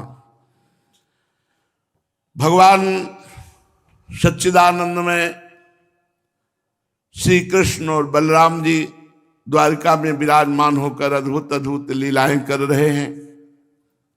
श्री सुखदेव जी कहते हैं, परीक्षित, हस्तिनापुर में स्वयंवर हो रहा था। दुर्योधन स्वयंवर अपनी पुत्री के लिए कर रहा था। उसकी कन्या का नाम था लक्ष्मणा, बहुत सुंदर थी। ये जब द्वारिका में खबर आई, महावीर थे सांब जी, ये जाम्बवती के गर्भ से प्रकट हुए हैं। जाम्बवती जी को भगवती पार्वती का अंश माना गया है, सांब को भगवान शिव का अंश माना गया है। उन्हीं के अंश से इनका प्रादुर्भाव हुआ। भगवान शिव संहार लीला के अधिष्ठात्र देवता है। ब्रह्मा जी सृजन लीला, भगवान हरि पालन लीला। इन्हीं से संहार हुआ है, सांब से। सांब से ही पूरे कुल के विनाश का शाप मिला है। पहले से विधान भगवान बना। तो सांब जी बहुत सुंदर थे, बड़े बलवान थे। इन्होंने अकेले किसी से बताया नहीं। शायद इनको होगा कि बलराम जी रोक न दें या कोई रोक न दे, इसलिए इनके मन में लक्ष्मणा जी के प्रति भाव आया और अकेले चल पड़े और स्वयंवर में पहुंचे और स्वयंवर में जाके बलात् लक्ष्मणा जी का अपहरण कर लिया बीच स्वयंवर से। कौरवों को बड़ा क्रोध हुआ। वो बोले बालक बहुत ढीठ है, देखो तो सही, इसने हम लोगों को नीचा दिखाकर बलपूर्वक हमारी कन्या का अपहरण कर लिया। वह तो इसे चाहती भी नहीं थी। इस ढीठ को पकड़कर बांध लो। यदि यदुवंशी लोग रुष्ट भी होंगे तो हमारा क्या बिगाड़ लेंगे। वे लोग हमारी ही कृपा से, हमारी ही दी हुई धन धान्य से परिपूर्ण पृथ्वी का उपभोग कर रहे हैं। दुर्योधन ने ऐसा कहा। यदि वे लोग अपने इस लड़के के बंदी होने का समाचार सुनकर यहां आएंगे तो हम लोग उनका सारा घमंड चूर कर देंगे। उन लोगों को ऐसा मजा चखाएंगे कि उनके सारे मिजाज ठंडे हो जाएंगे। ऐसा विचार करके कर्ण, सल, भूरिश्रवा, यज्ञकेतु, दुर्योधन आदि बड़े बड़े महावीरों ने घेर लिया सांब को। जब महारथी सांब ने देखा कि धृतराष्ट्र के पुत्र मुझे घेर लिए, तब एक धनुष चढ़ाकर सिंह के समान अकेले रणभूमि में डटे रहे। इधर कर्ण को मुखिया बनाकर कौरववीर धनुष चढ़ाए हुए सांब के पास आ पहुंचे और उनको पकड़ लेने की इच्छा से खड़ा रहे ऐसा कहा और ऊपर बाणों की वर्षा करने लगे। भगवान श्री कृष्ण के पुत्र सांब अचिंत्येश्वरशाली भगवान श्री कृष्ण की महिमा से युक्त है, उनके पुत्र हैं। कौरवों के प्रहार से वे चिढ़ गए और जैसे सिंह तुच्छ हरिणों के पराक्रम को देखकर चिढ़ जाता है, सांब ने धनुष की टंकार की कर्ण पर 6 बाण और जितने जितने वीर उन सब को बाणों से, उनके घोड़ों को, उनके सारथी को, उनके रथों को, सबको बाण से युक्त कर दिया। 4-4 बाण घोड़ों को, एक एक सारथी को, एक एक उनके धनुष और एक रथी पर। ये हस्त लागो देख करके सब आश्चर्यचकित हो गए कि एक साथ सबके रथ, घोड़े और सारथी और रथी सबको सांब जी ने घायल कर दिया। सब लोग प्रशंसा करने लगे सांब की वीरता की, हस्तलाघों की। इसके बाद सब वीर मिलकर के सांब के घोड़ों को मार दिया, रथहीन कर दिया, सारथी को मार दिया और घेर लिया सांब को। धनुष काट डाला। बड़ी कठिनाई से सांब को बंदी बना लिया दुर्योधन आदि ने।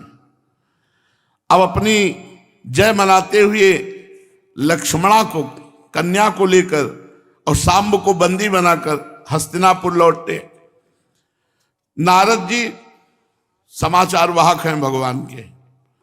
द्वारिका में पहुंचे और कहा, जय जय, आपको पता है आपका लड़का बंदी बना लिया गया।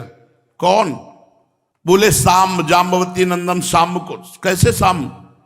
बोले दुर्योधन की पुत्री लक्ष्मणा का स्वयंवर था, सांब ने अकेले हरण किया। पूरी कथा नारद जी ने। बलराम जी ने जब सुना उन्होंने कहा, क्या होना चाहिए?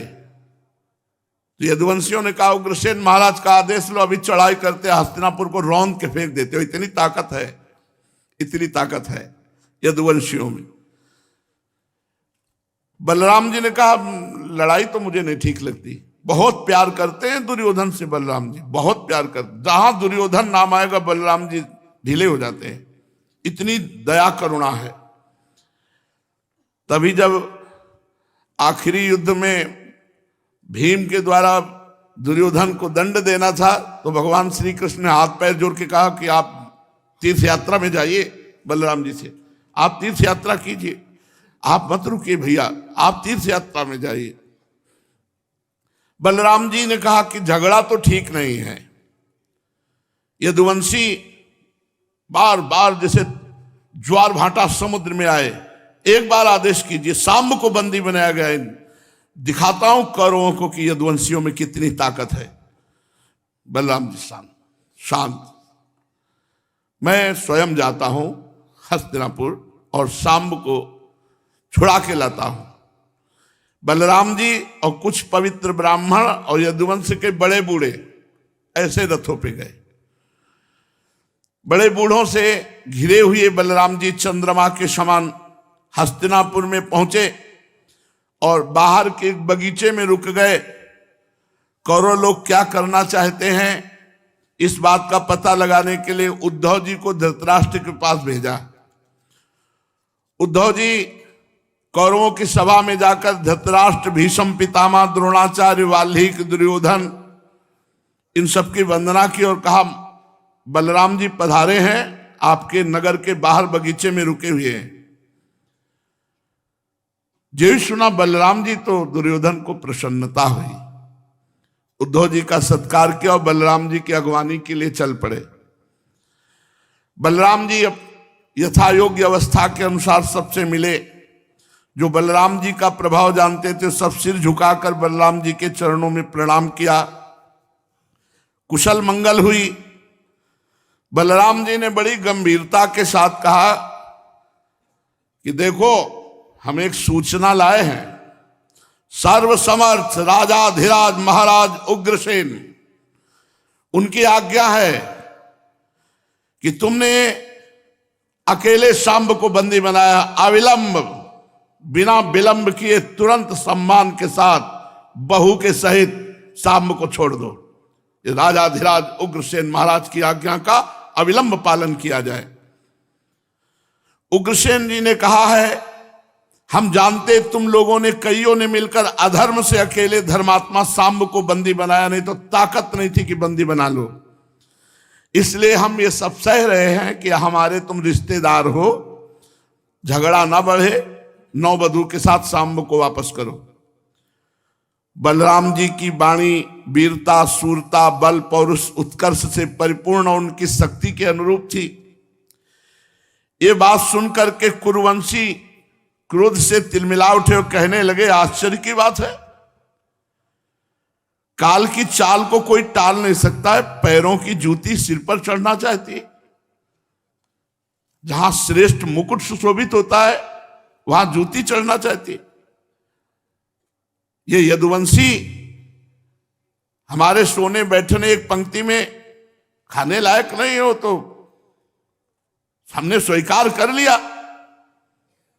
यदुवंशी चंवर, पंखा, शंख, श्वेत छत्र, मुकुट, राज सिंहासन, राजोचित सैया का उपभोग कर रहे हैं क्योंकि हमने छूट दे रखी है। अब हो चुका, बस बस छीन लो यदुवंशियों के राज चिन्ह। बलराम जी भगवान शेष के अवतार है। कौरव पक्ष ने कहा जैसे सिंह का ग्रास कभी भेड़ा नहीं छीड़ सकता, वैसे ही भीष्म, द्रोणाचार्य, अर्जुन, कौरव वीर, इनको हराए बिना कोई ऐसा और देवराज इंद्र की ताकत नहीं कि इनको हरा सके। इसलिए यदुवंशी क्या है? बलराम जी को बड़ा दुर्वचन इन्होंने, बलराम जी ने देखा दुष्टता और अशिष्टता दोनों वचनों में है, अशिष्टता और दुष्टता। तमतमा उठे बलराम जी और ठहाका मार के हंसे। कहा अच्छा सच्ची बात, दुष्टों को अपनी कुलीनता, बल, पौरुष और धन का घमंड हो जाता है, इसलिए वो कभी शांति नहीं चाहते और दुष्टों का दमन करने में हम सर्वसमर्थ हैं। दुष्टों का दमन दंड से ही होता है, प्रार्थना से नहीं होता। जैसे पशुओं को चराने वाला डंडे का प्रयोग करता है तभी। यदुवंशी तो चढ़ाई कर रहे थे, मैंने उनको रोका। और ये दुष्ट कैसे बोल रहे हैं, इनको कलह प्यारी है। इतने घमंडी हो गए कि ये कह रहे हैं पैरों की जूतियां सिर पर, मतलब हम इनके पैरों की जूतियां हैं। बलराम जी ने कहा कैसी गालियां बक रहे हैं, तो मूर्ख हो गए। अरे पृथ्वी के राजा की बात क्या, त्रिभुवनपति देवराज इंद्र के भाई इतनी हिम्मत नहीं कि महाराजा धीराज उग्रसेन की आज्ञा को टाल सके, क्योंकि भगवान श्री कृष्ण हाथ जोड़कर नीचे खड़े होते हैं। क्या तुम समझते हो, जो सुधर्मा सभा को अधिकार में लेकर विराजते हैं, जो पारिजात वृक्ष को उखाड़कर द्वारिका में लगाते हैं, वो भगवान श्री कृष्ण राज सिंहासन के अधिकारी नहीं है। अरे सारे जगत की स्वामिनी भगवती लक्ष्मी जी जिनके चरणों की उपासना करती है, उन लक्ष्मीपति भगवान श्री कृष्णचंद्र को छत्र चंवर आदि राजोचित सामग्रियों का रखने का अधिकार नहीं। ठीक है भाई, ठीक है। जिनके चरण कमलों की धूल संत पुरुषों के द्वारा सेवित गंगा आदि तीर्थों को भी तीर्थ बनाने वाली है, सारे लोकपाल अपने अपने श्रेष्ठ मुकुटों से जिनकी चरण कमलों की धूल धारण करते हैं, ब्रह्मा शंकर, मैं बलराम और स्वयं लक्ष्मी जी जिनकी कला की एक कला है और जिनके चरणों की धूल सदा सर्वदा धारण करते हैं, उन श्री कृष्ण के लिए राज सिंहासन कहां भाई, क्या बात कही। ओहो, इन दुष्टों को तो देखो, बेचारे यदुवंशी कौरवों का दिया हुआ पृथ्वी का एक टुकड़ा खाते हैं। क्या खूब कहा, हम लोग जूती और ये सिर। ऐश्वर्य से उन्मत्त घमंडी पागल सरीखों वाली बात करने वाले, बेसिर की पैर, बेमतलब की बातें। तो फिर देखो, आज मैं सारी पृथ्वी को कौरवहीन कर डालूंगा। बलराम ने और क्रोध में भरकर मानो त्रिलोकी को भस्म कर देंगे। जे भी ऐसे चिंतन किया, हल आ गया, हल को उठाया, वैसे मारा हस्तिनापुर की तरफ। पूरा हस्तिनापुर जैसे गाय के गोबर का उपला उखड़ जाए ऐसे हिला, पूरी हस्तिनापुर को चौपट कर दूंगा। बलराम जी ने एक हाथ में मूसल, एक हाथ में हल, हल से उखाड़ना शुरू किया। हस्तिनापुर उखड़ गया, डगमगाने लगा जैसे नौका, और बड़े क्रोध से गंगा जी की ओर खींचा। हस्तिनापुर कंपायमान होकर गंगा जी की तरफ आने लगा, जैसे कोई नाव डगमगा रही हो।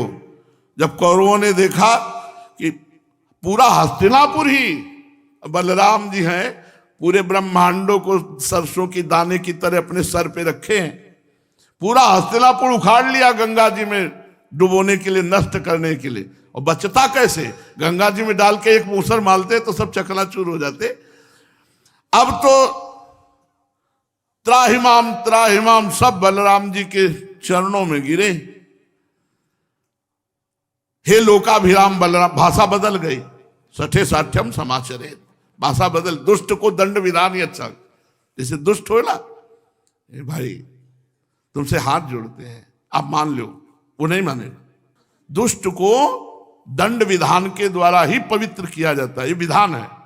और दुष्ट दंड विधान से ही मानते हैं, दुष्ट के साथ दंड विधान ही प्रयोग में। बलराम जी को अभी न जाने क्या क्या बोल गए। अब क्या, त्राहिमाम शरणागत लोकाभिराम बलराम, हम आपकी शक्ति को नहीं जान पाए भगवान, हम आपकी शरण में हैं। हे लोकाभिराम बलराम जी, आप सब, अब मेरी समझ में आ गया, आप सारे जगत के आधार शेष भगवान हैं। हम आपका प्रभाव नहीं जानते थे, हम लोग मूढ़ हैं, हमारी बुद्धि खराब है, हमें क्षमा करो। सब अपने आप लाइन में आ गए, अपराध क्षमा हो, अपराध क्षमा हो। बलराम जी के चरणों में गिर गए। हे बलराम जी, आप जगत की स्थिति, पालन और संहार के एकमात्र कारण हैं, स्वयं निराधार स्थित है। हे सर्वशक्तिमान प्रभु, बड़े बड़े ऋषि मुनि आपकी स्तुति करते हैं, ये सब आपका खेल है, ये सब आपका खेल है प्रभु। तो इन खिलौनों को मत बिगाड़ो, हम आपकी शरण में हैं। आपके हजार हजार सिर हैं, आप खेल खेल में अनंत ब्रह्मांडों को अपने सर पे धारण करते हैं।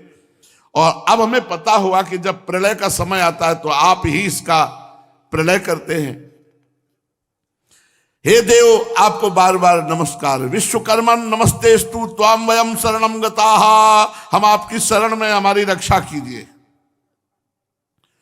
पूरा हस्तिनापुर डगमग डगमग करके खींचा चला आ रहा था। सब के सब कुरुवंशी बलराम जी की शरण में उनकी स्तुति प्रार्थना की। तब बलराम जी ने कहा अच्छा कोई बात नहीं, और हल उठा ले। तो ऐसे झुकी हस्तिनापुर, वैसे बलराम जी ने अभय दान दिया और कहा आप सुनते हो, महाराज उग्रसेन का आदेश है अपनी पुत्री लक्ष्मणा के सहित सांब को सम्मान के साथ हमारे साथ भेजा जाए। हाँ महाराज, अगर पहले मान जाते तो क्या था। अब लक्ष्मणा को बहुत प्रेम करता था दुर्योधन। उसने दहेज में 60 वर्ष के 1200 हाथी, 10,000 घोड़े, सूर्य के समान चमकते हुए सोने के 6,000 रथ, सोने के हार पहनी हुई 1,000 दासियां ये प्रदान की। यदुवंश शिरोमणि भगवान बलराम जी ने सब स्वीकार करके नव दंपति लक्ष्मणा और सांब के साथ कौरवों का अभिनंदन स्वीकार करके द्वारिका की यात्रा की। अब बलराम जी द्वारिकापुरी पहुंचे और अपने प्रेमी तथा निज जनों को जो समाचार सुनने के लिए उत्सुक थे उन्हें समाचार सुनाया, और जो यदुवंशियों की सभा में हुआ वो चरित्र कह सुनाया। हस्तिनापुर में उन्होंने कौरवों के साथ क्या किया ये भी बताया। परीक्षित, ये हस्तिनापुर आज भी दक्षिण की ओर ऊंचा और गंगा जी की ओर झुका हुआ है। इस प्रकार भगवान बलराम जी के पराक्रम की सूचना दे रहा है। देवऋषि नारद ने सोचा कि 16,108 महल हैं, भगवान कैसे किस किस से मिलते होंगे, कब कब। 365 दिन होते हैं, अगर एक दिन में एक के आ जाएंगे तो 365 ही तो दिन होते हैं, और 16,108 है, तो भगवान कैसे सबको प्रसन्न रखते होंगे। देवर्षि नारद जी ने जब सुना कि भगवान श्री कृष्ण ने भौमासुर को मारकर अकेले ही हजारों राजकुमारियों के साथ विवाह किया है, तो भगवान को देखने के लिए कि कितने आश्चर्य की बात है। द्वारिकाधीश तो एक शरीर है, 16,108 के पास कब कब पहुंचते होंगे। देवर्षि नारद जी को बड़ी उत्सुकता थी कि कैसे मतलब भगवान सबको सुख पहुंचाते हैं। द्वारिका आए, वहां के उपवन उद्यान जहां पक्षी चहक रहे हैं दर्शन किया। निर्मल जल से भरे सरोवर, नीले लाल सफेद रंग के भांति भांति के कमल खिले हुए थे। कुमुद नवजात कमलों की मानो भीड़ लगी थी, जहां हंस और सारस कलरव कर रहे थे। द्वारिकापुरी में स्फटिक मणि के और चांदी के 9 लाख महल थे। फर्श में महामरकत मणि से जड़ी हुई फर्श, सोने और हीरों की शोभायमान दीवारें, चांदी के अलग 9 लाख महल, राजपथ, बड़ी सुंदर सुंदर गलियां चौराहे द्वारिकापुरी भगवान की। जिधर देखो सुगंध ही सुगंध फैली हुई है। द्वारिकापुरी में भगवान श्री कृष्ण का बहुत सुंदर अंतःपुर है। बड़े बड़े लोकपाल उसकी पूजा करते हैं। विश्वकर्मा ने अपनी सारी कला कौशल से उसे तैयार किया है। अंतःपुर में 16,108 महल हैं, उन 9 लाख महल हैं। ये अंतःपुर में महाराज द्वारिकाधीश के अंतःपुर में 16,108 महल है, जिसे बड़े बड़े लोकपाल पूजन करते हैं। उनमें से सबसे पहले महल में प्रवेश किया देवर्षि नारद जी ने। मूंगों के खंभे, वैदूर्य मणि के छज्जे, इंद्रनील मणि की दीवारें जगमगा रही थी और पन्ने के गचे, बड़ा सुंदर महल। मोती की झालरें लटक रही हैं, हाथी दांत के पलंग बने हुए हैं, श्रेष्ठ मणियां जटित, दासियां गले में सोने के हार डाले, वस्त्र पहने, दास लोग जामा पगड़ी सुंदर वस्त्र जड़ाऊ कुंडल धारण किए, वो सब सेवा में लगे। देखा रत्न के दीपक से महल का अंधकार नष्ट हो रहा है, प्रकाशित हो रहे हैं। बड़ी सुंदर अगर की धूप है, रंग बिरंगे मणिमय छज्जों पर मोर कुहक कुहक कर गान कर रहे हैं, नाच कर रहे हैं। देवर्षि नारद जी ने जिस पहले भवन में प्रवेश किया था वो महारानी रुक्मिणी जी का था। भगवान उनके महल में बैठे हुए थे, वो चमर डुला रही थी। रुक्मिणी जी के समान सहस्त्रों दासियां सेवा में थी, पर रुक्मिणी जी भगवान की स्वयं सेवा अपने कर कमल से करती। जे ही नारद जी को देखा भगवान स्वयं उतरे, देवर्षि नारद जी को दंडवत प्रणाम किया। एकांत में देवर्षि नारद जी साष्टांग दंडवत होते थे और सभा में भगवान प्रणाम करते थे। हाथ जोड़ा, कहा आओ देवर्षि, आसन पे बैठाया। भगवान चराचर जगत के गुरु हैं, स्वयं आचरण करके दिखाते हैं संतों का कैसा आदर करना चाहिए। भगवान साष्टांग दंडवत की हाथ जोड़कर कहा आओ देवर्षि, और सुंदर आसन पर बैठाया। और भगवान ने अपने कर कमल से देवर्षि नारद जी के चरण धोए। फिर भक्त वत्सल संतों के परम आदर्श भगवान श्री कृष्ण, भगवान का एक नाम है नमो ब्रह्मणे देवाय। भगवान ब्रह्म ऋषियों को, संतों को अपना आराध्य देव मानते, जबकि संतों को आराध्य देव क्या, संतों के आराध्य देव हैं, पर ऐसा भगवान का स्वभाव है। भगवान श्री कृष्ण ने स्वयं नारद जी के अपने कर कमल से पैर धोए, पांव पखारे, फिर चरणामृत पिया और माथे पे धारण किया। धन्य है प्रभु। पुराण पुरुष भगवान शास्त्रोक्त विधि से देवर्षि शिरोमणि भगवान नारद जी की पूजा की। इसके बाद अमृत भरे मीठे वचन से, आओ स्वागत है आपका, कहो प्रभु आप तो स्वयं समग्र ज्ञान वैराग्य धर्म यश और श्री ऐश्वर्य से पूर्ण है, हम आपकी क्या सेवा करें। ऐसा भगवान ने देवर्षि नारद जी ने कहा प्रभु आप चाहे जो लीला करो हमें पता है, चाहे चरणामृत उतारो, चरणामृत पियो, सब हमें पता है। आप समस्त लोकों के एकमात्र स्वामी हैं, आपके लिए कोई नई बात नहीं कि आप भक्तजनों से इतना प्यार करते हैं। हे दुष्टों को दंड देने वाले परम यशस्वी प्रभु, आपने जगत की स्थिति और रक्षा के द्वारा समस्त जीवों का कल्याण करने के लिए स्वेच्छा से अवतार लिया है, ये हम भली भांति जानते हैं। बड़े सौभाग्य की बात है हमारे कि हम आपके श्री चरणों के दर्शन प्राप्त किए। आपके चरण कमल संपूर्ण जगत को परम साम्य मोक्ष देने में समर्थ है। जिनके ज्ञान की कोई सीमा नहीं, वे ब्रह्मा शंकर आदि सदा सर्वदा अपने हृदय में आपके श्री चरणारविंद का चिंतन करते हैं। वास्तव में आपके श्री चरण ही संसार रूप कुएं में गिरे हुए लोगों को बाहर निकलने के लिए एक अवलंबन है। आप ऐसी कृपा कीजिए कि आपके श्री चरण कमलों की स्मृति सर्वदा बनी रहे। मैं चाहे जहां रहूं, जैसे रहूं, बस आपके चरणों का ध्यान करूं। इसके बाद देवर्षि नारद जी ने सोचा जल्दी से चले दूसरे महल में। वहां गए तो भगवान श्री कृष्ण अपनी प्राण प्रिया के साथ, उद्धव जी के साथ चौसर खेल रहे थे। ठीक वैसे ही खड़े हुए जैसे अभी पूजन किया। आओ आओ, और प्रणाम किया, आसन में बैठा ला, चरणामृत उतारा, पूजा की देवर्षि नारद जी। और देवर्षि नारद जी से पूछा आप कब पधारे द्वारिका। देवर्षि नारद जी, आप आत्मा राम महापुरुष हैं और हम लोग अपूर्ण हैं, हम लोग गृहस्थ हैं, आप विरक्त हो महाराज। ऐसी अवस्था में भला हम आपकी क्या सेवा कर सकते हैं। फिर भी ब्रह्म स्वरूप देवर्षि नारद जी, दास को आज्ञा दीजिए, क्या सेवा करें, हमारा जन्म सफल हो जाएगा। देवर्षि नारद जी आश्चर्यचकित हो रहे, अभी अभी पूजा किया है। बोले ठीक है ठीक है, उठे और दौड़ लगाई, तीसरे महल में गए।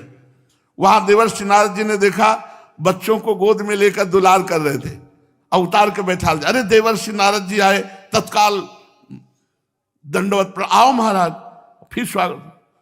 देवर्षि नारद जी कह रहे कि खिड़की तो है लेकिन जल्दी से कूद जाते हैं। फिर दौड़ लगाई, अगले महल में गए तो वहां स्नान की तैयारी हो रही, भगवान के अंग राग लगाया जा रहा है, स्नान कर। आओ आओ देवर्षि नारद जी, प्रणाम दंडवत। बोले बस हो गया दंडवत प्रणाम। भागे बीणा लेकर के, 16,108 महल में जाना है।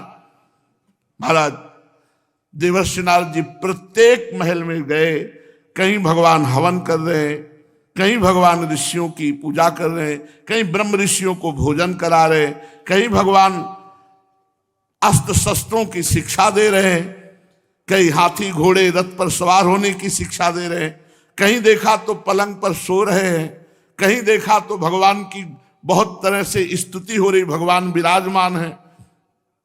किसी महल में गए तो देखा मंत्रियों के साथ सुंदर बैठक हो रही है, गंभीर विषय पर परामर्श हो रहा है। कहीं देखा तो जल क्रीड़ा कर रहे, कहीं देखा तो ब्राह्मणों को वस्त्र आभूषण दान कर रहे। हर महल में अलग चरित्र और सब में भगवान। कहीं देखा तो भगवान ध्यानस्थ हैं, कहीं देखा तो संध्या कर रहे हैं, कहीं देखा तो गुरुजनों को इच्छित भोग सामग्री समर्पित कर रहे हैं, कहीं देखा युद्ध की तैयारी, कहीं देखा संधि की तैयारी, कहीं देखा कन्याओं को विदा कर रहे, कहीं देखा पुत्र वधुओं को घर ला। पूरा जैसे गृहस्थ में होता है। देवर्षि नारद जी थक गए दौड़ते दौड़ते, पर हर महल में भगवान मिले। योगेश्वर आत्मदेव,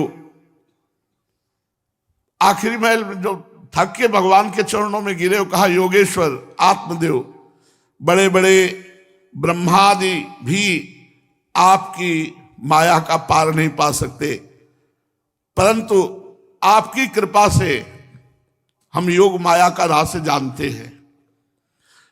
जैसे जादूगर का जमूरा प्रभावित नहीं होता, वो जानता है जादूगर की पूरी जादूगरी। प्रभु हम आपकी चरण कमल की सेवा और आपके सुमिरन के प्रभाव से आपका हर रहस्य जानते हैं। बड़ी कृपा हुई जो आपने रहस्य प्रकट कर दिया। देवताओं के आराध्य देव, 14 भुवन आपके श्वेत से परिपूर्ण हो रहे हैं। मेरे मन में था कि मैं देखूं कितने दिनों में आप महल पहुंचते, लेकिन प्रभु मेरा संदेह दूर हो गया। आप हर महल में निरंतर रहते हैं, हर महल में निरंतर। हर रानी को अनुभव होता है भगवान के पास से कभी नहीं जाते। देवर्षि नारद जी ने दंडवत किया और कहा प्रभु आज्ञा दीजिए, अब मैं विचरण करूं। त्रिभुवन को पावन करने वाली भगवान की लीलाओं का गायन करते हुए देवर्षि नारद विदा हुए। शेष चर्चा आगे। श्री राधा वल्लभ लाल।